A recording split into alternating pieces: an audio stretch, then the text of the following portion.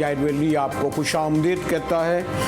अब से थोड़ी देर पहले प्राइम मिनिस्टर शहबाज शरीफ, उससे पहले वज़ीर दिफा ख्वाजा आसिफ, और ये सिलसिला कोई 9 मई के बाद से जारी है कि तवातुर से 9 मई के जो हंगामा खेज सूरत हाल हुई, जो बड़े पैमाने पर तबाही बर्बादी हुई और फ़ौजी तनसीबात पर हमले हुए, तोड़ फोड़ हुई, उस हवाले से अब वाज़ेह तौर पर यह कहा जा रहा है कि जो सिविलियन हैं उन पर मुकदमात इंसार दहशत गर्दी की अदालत में और फ़ौजी तनसीबात पर मुकदमात जो हैं वो फ़ौजी अदालतों में चलेंगे। और ख़ुद प्राइम मिनिस्टर ने इसका ज़िम्मेदार यानी जिना हाउस, यानी जिसे कोर कमांडर हाउस कहा जाता है, उसका कहा कि ये तहरीक इंसाफ के सरबराह इमरान खान के हुक्म पर हुआ। और जैसे मैंने कहा कि उन्होंने कहा कि जो सिविलियन मुकदमात उन लोगों पर चलेंगे जो इंसार दहशत गर्दी और फ़ौजी अदालत में। सवाल ये है कि इमरान खान पर मुकदमा क्या इंसार दहशत गर्दी की अदालत में चलेगा या फ़ौजी अदालत में चलेगा, क्योंकि इमरान खान के कहने पर अगर कोर कमांडर समेत तमाम जगहों पे तोड़ फोड़ या हमले हुए हैं और वही उसके ज़िम्मेदार हैं तो ये एक बड़ा सवाल है। मैं राब्ता की कोशिश कर रहा हूँ, अपने साबिक़ अटॉर्नी जनरल रहे हैं, इलेक्शन कमीशन के वकील हैं, मुमताज़ माहिर कानून हैं मोहतरम इरफान कादिर साहब, कि उनसे मालूम करूँ। दूसरी तरफ इमरान खान ने एक गैर मुल्की CNN को इंटरव्यू देते हुए वाज़ेह किया है कि 23 मई को, यानी इमरान खान साहब का कहना है कि 23 मई यानी कल को मुझे गिरफ़्तार किया जा सकता है। उन्होंने अपनी गिरफ़्तारी की पेशिंगोई ख़ुद की CNN को देते हुए उनका ये भी कहना है कि 10,000 से ज़ायद कारकुन पार्टी की सारी क़यादत जेल में है और 80% इम्कान है कि इस्लामाबाद से मुझे गिरफ़्तार किया जा सकता है। उन्होंने वजाहत की कि मैं मजबूत फ़ौज पर यकीन रखता हूँ, फ़ौज से हमारा कोई मसला नहीं। हमारे साथ मैंने कहा मुमताज़ माहिर कानून मोहतरम इरफान कादिर साहब है। इरफान कादिर साहब को अब ज़रूरत नहीं कि वो अटॉर्नी जनरल हों या इलेक्शन कमीशन के वकील हों या कोई और किसी कानून के हवाले से किसी इदारे को मशवरा दूँ, कि ख़ुद अब कादिर साहब का कहा बड़ा अथॉरिटी का दर्जा रखता है। तो शुक्रिया इरफान कादिर साहब, मेहरबानी फरमाते हैं, बीबी मेरे लिए हाजिर हैं। कादिर साहब, ये कहा जा रहा है कि जिना हाउस यानी जो कोर कमांडर हाउस जिसे कहते हैं उस पर हमला इमरान खान के ऊपर हुआ।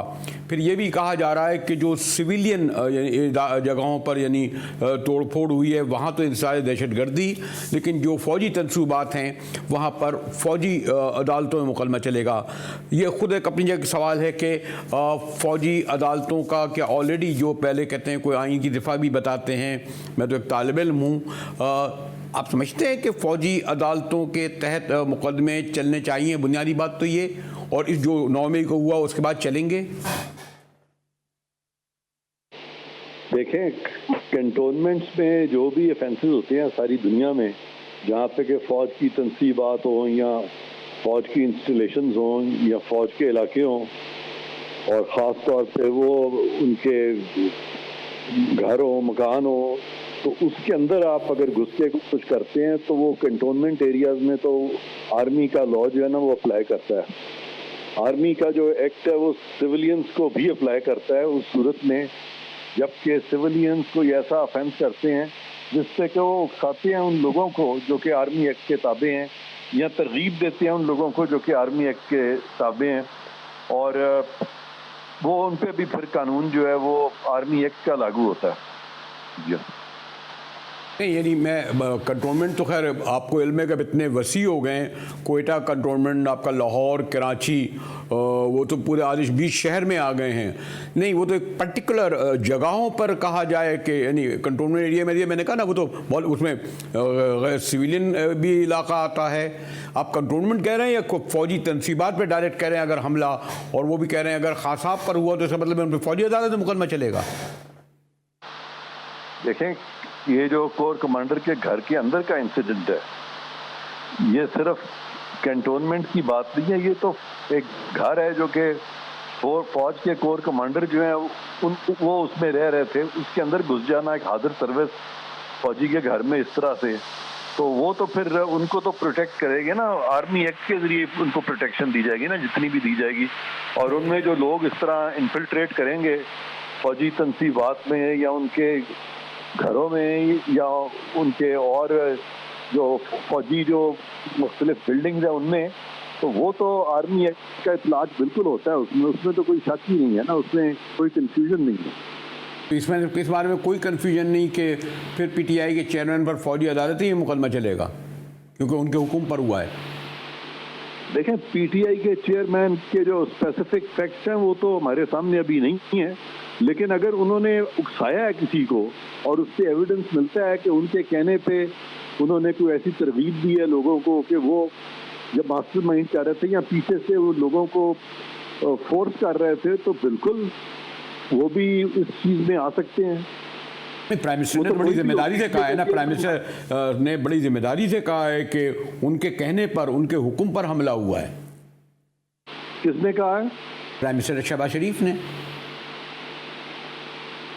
तो ऑब्वियसली उनके सामने ऐसे शवाहिद आए हैं ना जी, बल्कि सोशल मीडिया पे भी काफी सारे इस तरह के जो स्टेटमेंट्स हैं खान साहब की वो आ रही हैं, और गालिबन उन्हीं स्टेटमेंट्स की वजह से जहाँ पे कि उन्होंने कुछ फौजी अफसरान, हाजिर सर्विस अफसरान के बारे में भी कुछ बातें की हैं, तो उससे जब वो सर्कमस्टांशियल एविडेंस जो है वो इकट्ठा किया जा रहा है, तो उससे कहते हैं कि विटनेसेस में लाए बट सर्कमस्टांसेस कैन नॉट। तो अगर अनइम्पीचेबल कैरेक्टर का सर्कमस्टांशियल एविडेंस अगर आता है किसी के खिलाफ, तो फिर बिल्कुल उसको आर्मी एक्ट के नीचे ट्राई किया जा सकता है। लेकिन कादर एक बहुत सारा, यानी मैं बल्कि नाम भी ले दूं, मेरी बीच में जस्टिस नासिर इकबाल से बात हो रही थी, लोगों का ख्याल है कि ये भी दुरुस्त है कि उनके साहबजादे ने कहा कि तहरीक इंसाफ के कारकुन जो थे वो बड़ी तादाद में वहाँ पर नज़र भी आए, लेकिन बहुत जगह ये भी सवाल उठा कि आखिर ये कोई मामूली वो तो था नहीं, कोई शॉपिंग मॉल या कोई चिड़ियाघर, कोर कमांडर हाउस के बाकायदा 5 किलोमीटर लोग चलते हुए गए। केयर टेकर गवर्नमेंट क्या कर रही थी, सिक्योरिटी क्या कर रही थी, पुलिस ने क्या किया, किसी ने रोकने की कोशिश क्यों नहीं की? नहीं, कंटोनमेंट के एरिया में ये पहुंच गए और एकदम इन्होंने हुल्लड़बाजी की। वो तो इनको पता था ना कि इन्होंने कहाँ जाके ये इस तरह की शरारत करनी है। पुलिस तो प्रीएम्प्ट नहीं कर सकती ना, जब किसी ने क्राइम करना होता है तो वो पुलिस को तो गायब का इल्म नहीं होता कि पुलिस फौरन ही वहाँ पहुंचेगी। तो एकदम इनका प्लान बना ना, जब ये कोर कमांडर हाउस पे पहुंचते हैं तो ये फौरन ही वहाँ पे शुरू हो जाते हैं हुल्लड़बाजी मचाना, वहाँ आग लगा दी और सारा मिसचिफ किया। तो वो तो at the spur of the moment हुआ है, वो तो किसी को भी, हुकूमत को पता नहीं चल सकता, पुलिस को भी नहीं पता चल सकता। जैसे ही पता चला फिर वहाँ लोग पहुंचे और उन्होंने कुछ बहुत सारों के वीडियो फुटेज भी देखे और फिर बहुत सारों को आइडेंटिफाई किया, बहुत सारे जो है अरेस्ट हुए हैं, बहुत सारे जो है उन पे अभी इंक्वायरी जारी है। तो सारा इकदाम तो फौरी किए हैं उन्होंने। ऐसा हम भी, सॉरी टू से, मैं आर्गू नहीं कर रहा, लेकिन कराची में भी हम ये बड़े बड़े कंटोनमेंट के एरिया हैं, उनकी सड़क पर से भी अगर 1 मिनट अपनी गाड़ी खड़ी कर दें, 1 मिनट रुक जाए तो हमें खड़े नहीं होने दिया जाता। ये तो बाकायदा मॉब था जो चलता हुआ आया, 3-4 किलोमीटर का फासला तय करता हुआ। तो इन इदारों एजेंसी को किसी को नहीं पता चला कुछ नहीं। जब ये चल रहा होता है, ग्रुप चल रहा होता है, जुलूस की शक्ल में चल रहा होता है, वो कंटोनमेंट में भी कोई उनको उस तरह से तो नहीं रोकते ना। अगर वो लोगों का रास्ता ना रोकें तो वो कहते हैं ठीक है आप चलते रहें, वो चलते रहे।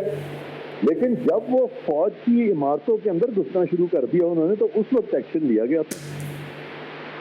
क्या अभी इस पे कोई इब्हाम है कि आर्गूमेंट है कि फौजी अदालतों का इस वक्त जो क़याम अभी गालिबन नेशनल सिक्योरिटी काउंसिल ने ही पास कर दिया है, असम्बली ने भी उसी सिफारिश मंजूर कर दिया है, तो फौजी अदालतें पर्टिकुलर इस 9 मई के वाक़िले कायम होंगी या अगर फौजी अदालतें एक बार होंगी तो फिर रहेंगी? देखें, ये जो आर्मी एक्ट के नीचे जो फौजी अदालतें हैं वो तो वैसे ही राइजुल वक्त कानून के नीचे आती हैं। अब अगर कोई स्पेशल कोर्ट्स बनाए जा रहे हैं, वो कोई नई कानून साजी हो रही है, तो एटलीस्ट उसके बारे में मुझे उसका इल्म फिलहाल नहीं है। शुक्रिया इरफान कादिर साहब, बड़े सीनियर सीजनड हमारे मैंने कहा ना माहिर कानून, अटॉर्नी जनरल रहे, अभी इलेक्शन कमीशन के हैं। इरफान कादिर साहब से गुफ्तगू हो रही थी, जिनका कहना था कि कंटोनमेंट एरिया में जिन लोगों ने तोड़ फोड़ की, जिनके हुक्म पर की गई, उनके खिलाफ कार्रवाई भी हुई और आर्मी एक्ट के तहत मुकदमा भी चलेगा। हमारे साथ रहिएगा, मिलते हैं एक ब्रेक के बाद।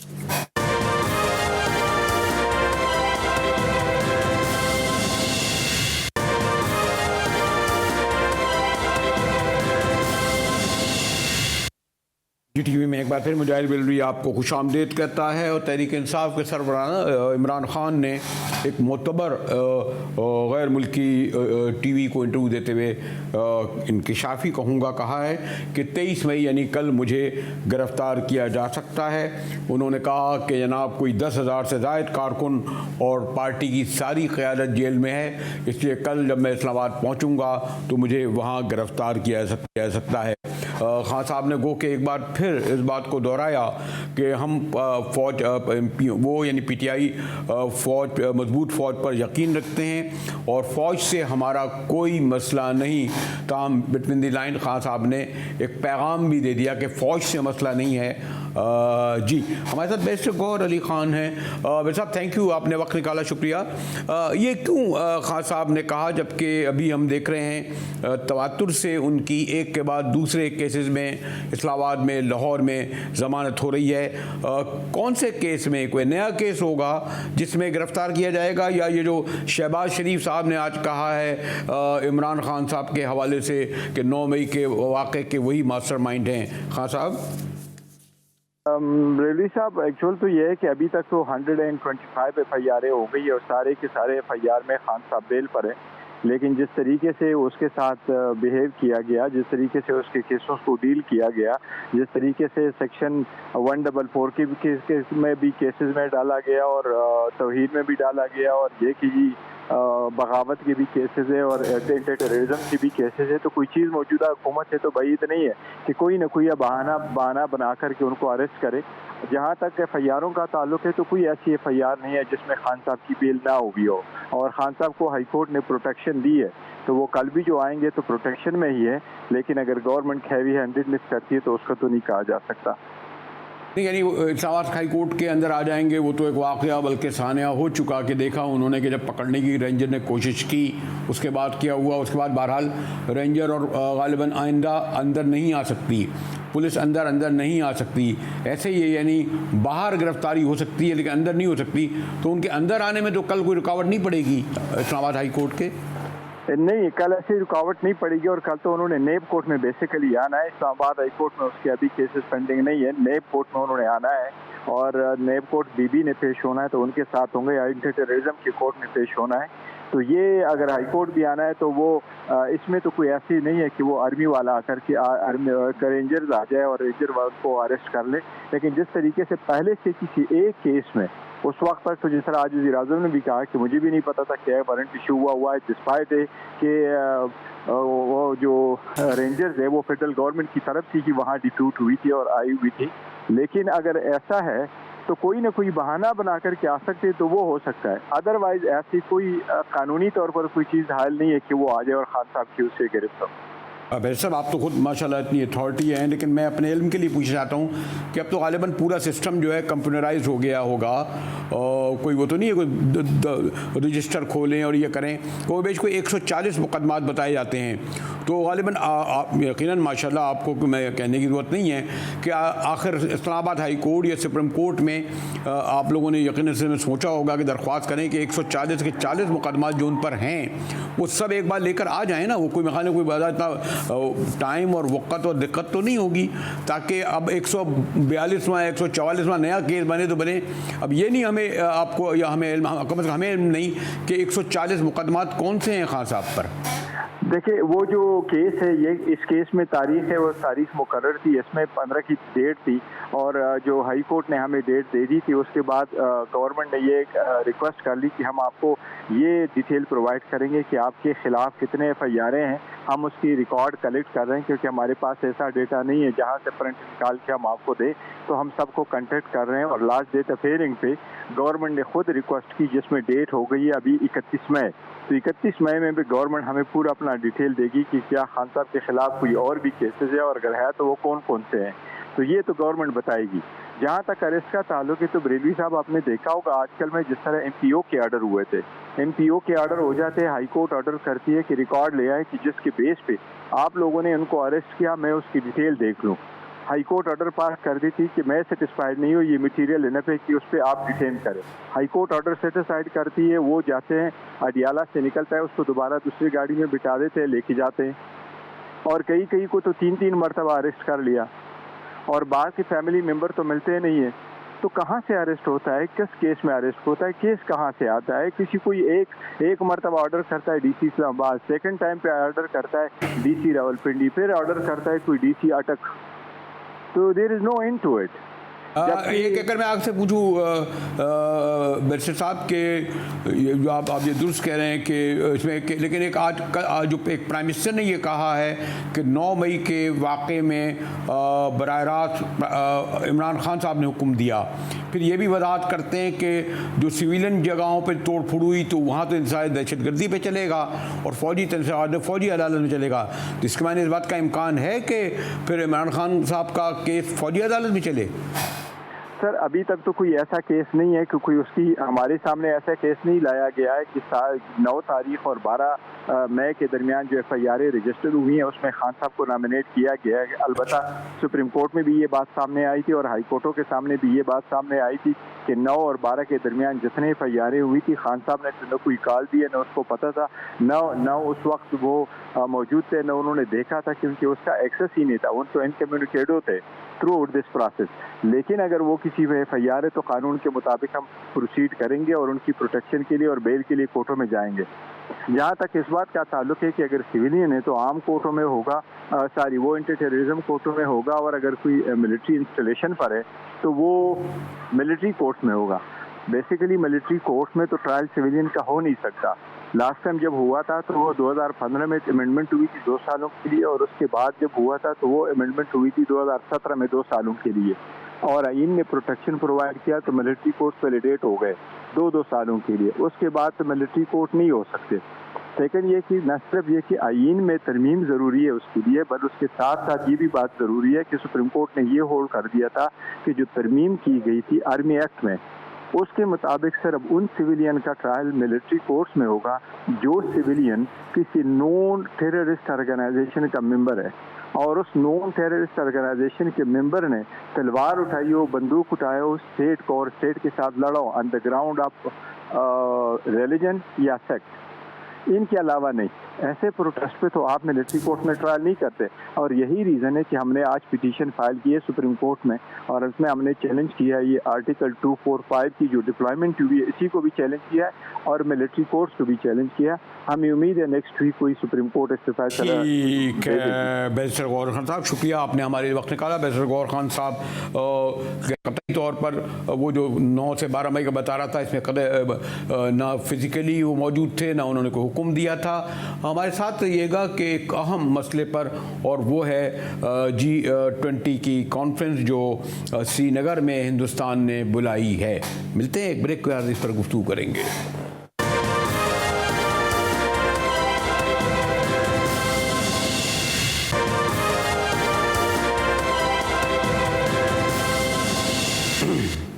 GTV में मुजाहिर वली आपको खुशामदीद कहता है। और G20 कॉन्फ्रेंस पर जो एक तनाज़ा खड़ा हुआ है वो इसलिए दुरुस्त नज़र आता है कि वो बहरहाल श्रीनगर में हो रहा है, वरना अगर देखें ना शंघाई कॉन्फ्रेंस हुई, इंडिया में हुई, मैं ख़ुद भी वहाँ उसमें मौजूद था, गोवा में हमारे फॉरेन मिनिस्टर ने भी शिरकत की थी, लेकिन श्रीनगर में करने का मकसद ये है कि वसी तर मफाद में इंडिया के कि इसको वो हिंदुस्तानी की रियासत यानी कश्मीर जो मुतनाज़ा है, जहाँ तवील अरसे से लोग जद्दोजहद और कुर्बानी दे रहे हैं, वहाँ पर सारी दुनिया के ख़ास तौर पर G20 के ममालिक को बुलाया जाए। चीन उसका बाईकाट करके उसको पहले ही मुतनाज़ा बना चुका है। कुछ और ममालिक के बारे में भी ये खबरें आ रही हैं। हमारे साथ मंजरा नैयर हैं, बड़ी हमारे हिंदुस्तान का बड़े सहाफ़ी कुलदीप नैयर की फैमिली से ताल्लुक़ है, द वीक की डिप्टी ब्यूरो चीफ़ हैं। जी मंजरा जी, शुक्रिया आप हमारे प्रोग्राम में आई। और यानी ये जो मैंने कहा ना कि गोवा में कॉन्फ्रेंस हुई थी, शंघाई कॉन्फ्रेंस थी, बहरहाल उसमें तो पाकिस्तान को आना था, वो उसका रुकन भी था, लेकिन ये आप ख़ुद तस्लीम करते हैं कि कश्मीर एक मुतनाज़ा इलाक़ा है, वहाँ के लोगों ने जिस तरह पिछले 50 साल से जद्दोजहद कर रहे हैं वो भी आपके सामने है। तो इस मुतनाज़ा और इसी जवाब शायद चाइना भी नहीं आ रहा इसमें, मंजरा जी। ये सवाल उठता ही नहीं, क्योंकि पाकिस्तान G20 का मेंबर है ही नहीं। तो क्या अगर ये तो जैसे ख्याली पुलाव की थोड़ी तरह से बात हुई कि अगर बिलावल भुट्टो आते और फिर क्या होता, क्योंकि पाकिस्तान ना तो G20 का मेंबर है, ना तो वो G20 इनवाइटी का मेंबर है। रहा सवाल कि पाकिस्तान का एतराज़ कि ये टूरिज्म कॉन्फ्रेंस श्रीनगर में हो रही है, तो ये है कि कश्मीर इंडिया का इंटीग्रल हिस्सा है। अगर आप देखें ये ये हम 1947 से ये बात चल रही है और इंडिया ने ये कैटेगोरिकली हर बार कहा है कि कश्मीर इंडिया का मसला है, इंडिया की सरजमीन है, इंडिया का ही हिस्सा है। तो पाकिस्तान ये एतराज़ नहीं कर सकता कि हम कहीं भी कि हम कहाँ पर ये G20 कॉन्फ्रेंस रखें। दूसरी बात कि SCO कॉन्फ्रेंस की जो बात है, जो लीडर्स की जो समिट है, वो तो दिल्ली में होगा और ये ऑलरेडी तय है। तो ये बात कि वो अगर ये कहीं और होता तो वो बात उठती नहीं, क्योंकि मतलब ये भी तो है ना कि वैसे अब तो खैर मेरे ख्याल है जैसे हम लोग आ गए थे गोवा, फिर हम फुटबॉल टीम भी आ रही है, रेलवे भी आ रही है, यानी ये तो नहीं है कि बहरहाल आमोदरफ्त तो अब कुछ थोड़ी बहुत लग रही है, ईज हो रही है। ये अच्छी बात थी कि पहली बार बहुत सालों में कि 13 पाकिस्तान जर्नलिस्ट को वीज़ा मिला SCO कॉन्फ्रेंस में आने का और कवर करने का। मेरी उम्मीद यही है कि जब जुलाई में लीडर्स का कॉन्फ्रेंस होगा SCO का, तब भी पाकिस्तानी जर्नलिस्ट को मौका मिलेगा कि इंडिया आकर इस समिट को कवर करें। दूसरी बात जो आपने कहा कि हाँ जी, फुटबॉल शायद खेलेंगे, और अभी ये मुझे भी पढ़ने को मिला है कि कोई फुटबॉल मैच ऐसे FF हो सकता है। इंडिया और पाकिस्तान बहुत सालों से नहीं खेल चुके हैं, 2015 से शायद, और शायद ये उम्मीद है कि एक ग्रुपिंग में होकर इंडिया और पाकिस्तान एक बार फिर नैयर हमारे साथ दिवी की सीनियर जर्नलिस्ट मौजूद थी। इसी के साथ ही GTV से को इजाज़त दीजिए।